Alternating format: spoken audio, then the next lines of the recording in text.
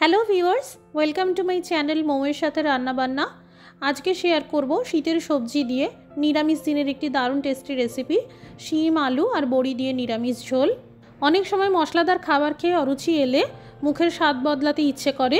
একবার এইভাবে বানিয়ে নিতে পারেন এই নিরামিষ রেসিপি, যে কোনো নিরামিষ দিনে খাওয়া যাবে। আমি যে মশলা দিয়ে এই রান্নাটা করে থাকি আজকে সেটাই আপনাদের সাথে শেয়ার করব।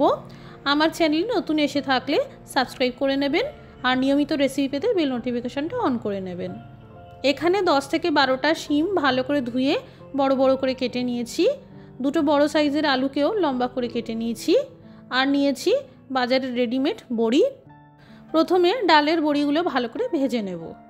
একদম হালকা আছে ভেজে নিচ্ছি যাতে বড়িগুলো পুড়ে না যায়।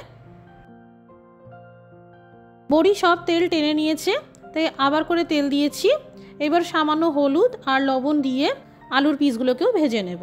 আলু সামান্য এইভাবে ভেজে নিলে নিরামিষ রান্নাটা খেতে আরও ভালো লাগে। আলু ভাজা হয়ে গেল। এবার এই একই তেলে দিয়ে দিলাম সামান্য কালো জিরে ফোড়ন আর দিয়ে দিলাম কেটে রাখা শিমের পিসগুলো। এই রান্নাটা যেহেতু সম্পূর্ণ নিরামিষ তাই অবশ্যই কালো জিরে ফোড়ন দিয়ে শিম ভেজে নেবেন, এতে রান্নার টেস্টটা আরও ভালো হবে।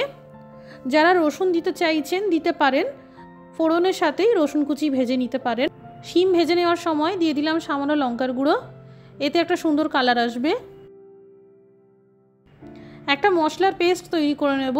মিক্সার জারে দিয়ে দিলাম কয়েকটা আদার টুকরো, কয়েকটা কাঁচা লঙ্কা, একটা বড় সাইজের টমেটো পিস করে দিয়ে দিলাম। এই নিরামিষ রান্নার স্বাদ বাড়াতে আমি এই পোস্তর ব্যবহার করে থাকি। 2 চামচ মতন পোস্ত দিয়ে দিলাম। 1 চামচ আস্ত জিরে আর 1 চামচ আস্ত মৌরি দিয়ে দিলাম।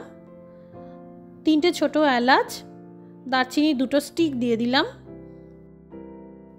সামান্য হলুদ গুঁড়ো আর লবণ দিয়ে দিলাম। সামান্য করে জল দিয়ে একটা স্মুথ পেস্ট তৈরি করে নিতে হবে। অবশ্যই পোস্ত দেবেন, এতে একটা দুর্দান্ত টেস্ট আসে। আর স্বাদ আনতে এই মশলার পেস্টই যথেষ্ট, আলাদা করে আর কোনো মশলার দরকার পড়ে না। এবার এই মশলার পেস্টটা ঢেলে দিলাম।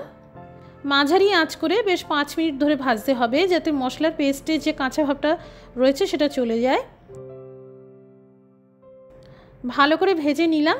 এবার ভাজা আলুর পিসগুলো দিয়ে দিলাম। আবারও 2 মিনিট ভেজে নেব। মিক্সার জারে যে মশলা লেগেছিল ধুয়ে দিয়ে দিলাম। ঝোলের পরিমাণটা বাড়ানোর জন্য আমি এখানে 1 গ্লাস মতন জলের ব্যবহার করেছি। আপনারা জলের পরিমাণটা আরও বাড়াতে পারেন। এবার ভেজে রাখা বড়িগুলো দিয়ে দিলাম। স্বাদ মতো লবণ ছড়িয়ে দিলাম। কম আঁচ করে ঢেকে 3 মিনিট রান্না করব।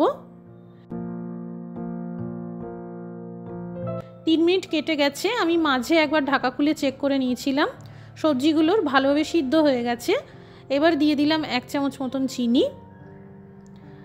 ভালো করে মিশিয়ে নেওয়ার পর এবার গ্যাসের আঁচটা বন্ধ করে দিয়ে 2 মিনিট ঢেকে দমে রেখে দেবো। তৈরি হয়ে গেল শিম আলু আর বড়ি দিয়ে নিরামিষ ঝোল। আজকের এই রেসিপিটি একবার এইভাবে বানাতে পারেন, খেতে খুবই সুন্দর হয়। রেসিপিটি ভালো লেগে থাকলে একটা লাইক করে দেবেন আর সেই সাথে শেয়ার করে দেবেন। সবাই ভালো থাকুন, সুস্থ থাকুন। রেসিপিটি শেষ পর্যন্ত দেখার জন্য অনেক ধন্যবাদ।